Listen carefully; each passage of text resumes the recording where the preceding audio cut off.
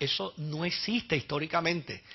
Lo que existe es una serie de circunstancias que provocaron precisamente el que la Iglesia Católica Apostólica finalmente se llamara romana.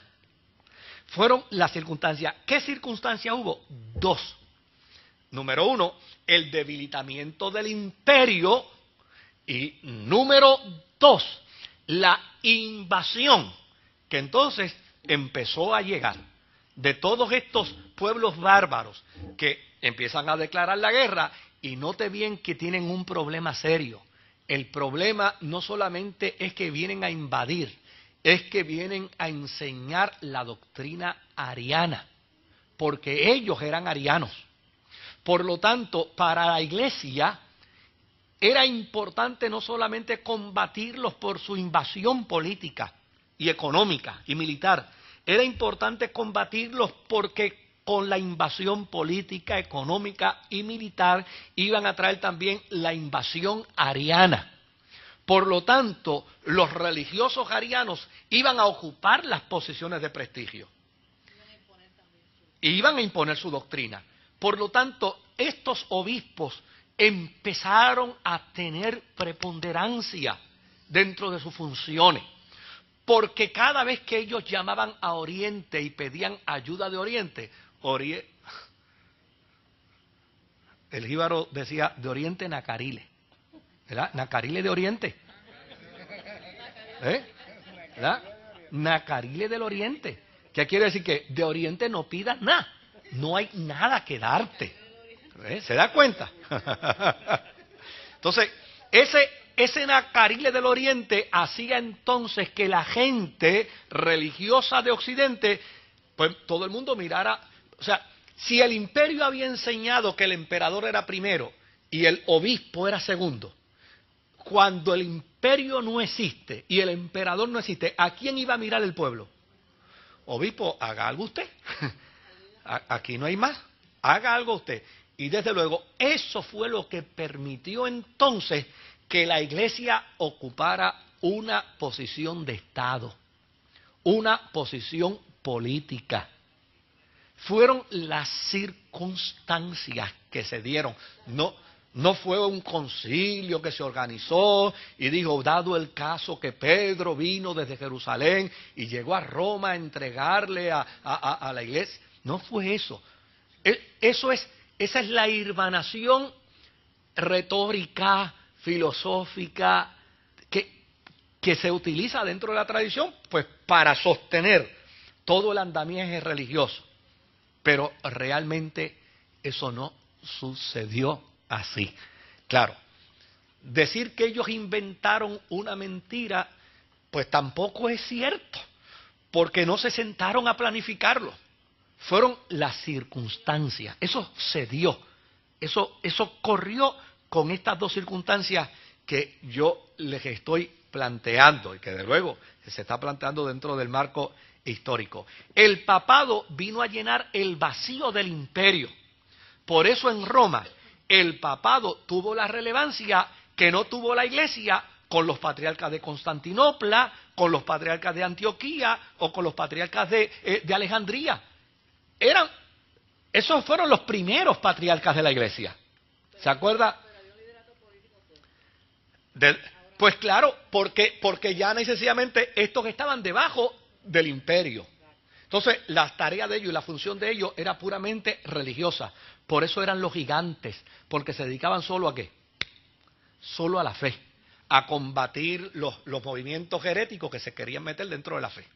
Por eso fueron los gigantes. Pero ya necesariamente ahora la circunstancia es distinta. Ahora es la Iglesia tratando de salvar al pueblo. Y pide ayuda al imperio y Nacarile del Oriente.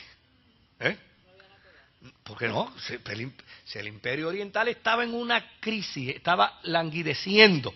Ahora, ¿quiénes fueron y cómo entonces empezó a desarrollarse esa sucesión? Una vez don San León, ¿verdad? Pasa la historia. León tenía méritos extraordinarios. Uno de los méritos era su percepción teológica, la firmeza de su carácter y la habilidad política. Claro, ¿por qué tenía la habilidad? ¿Por qué tenía pericia en el campo político? Porque ya la iglesia llevaba 100 y pico de años vinculada al imperio. Entonces, ¿qué hizo la iglesia? Copiar el modelo político del imperio.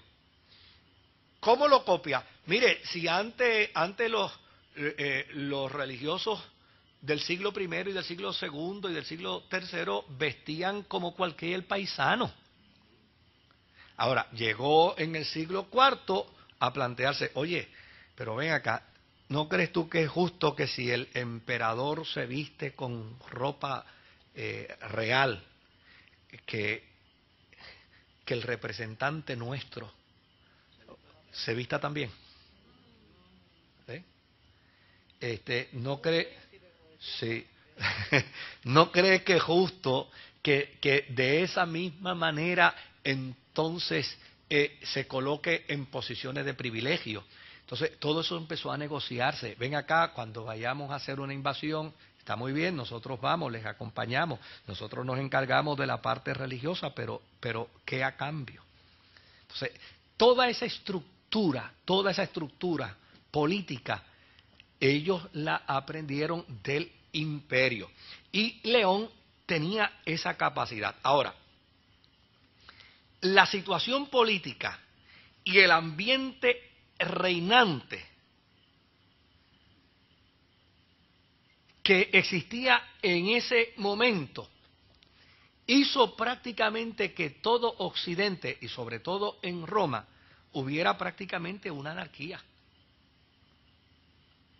Entonces, cuando la iglesia descubre, aquí no hay gobierno, aquí no hay quien intervenga, aquí no hay quien dé directrices, pues entonces la iglesia asumió esa posición. Claro, una vez muere León, entonces adviene Hilario, San Hilarión. Nació en Cayer, elegido el 19 el noviembre 19 del 461, murió en noviembre 29 del 468. Claro, fue elegido, continuó la acción política de su predecesor, estableció que para ser sacerdote era necesario una profunda cultura y que pontífices y obispos no podían designar sus sucesores. Estableció un vicariato en España. Fíjese que ahí es donde empieza a establecerse el orden jerárquico.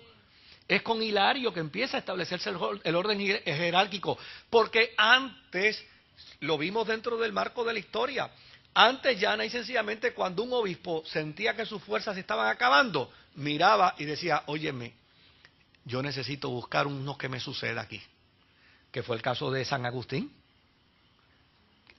Pues mira, este muchachito que está aquí es un excelente teólogo, es un excelente escritor, es un excelente pensador. Este muchacho es el que me puede suceder a mí. O sea, pero ya en esa fecha, fíjese que él es el que establece que para ser sacerdote era necesario una profunda cultura, es decir, una educación teológica. Por el otro lado, y que los pontífices y obispos no podían designar sus sucesores, sino que esto tenía que venir entonces ¿de qué? De una estructura jerárquica. O sea, cuando uno mira la historia, uno se da cuenta que aquí es donde comienza todo el proceso existencial de lo que la Iglesia católica, apostólica, romana empezó a hacer. Y vuelvo de nuevo a señalar, y nosotros somos partícipes de esa experiencia hasta el siglo XVI. O sea, no podemos tirarle piedra, porque hasta el siglo XVI éramos todos, ¿qué? Una misma, históricamente, una misma iglesia. Ahora, Hilario sucedió a León y él fue uno de los principales colaboradores que hizo o trató, por lo menos, de establecer la misma política de León, pero desde luego no tuvo el mismo éxito. León tenía mucha más capacidad. Claro,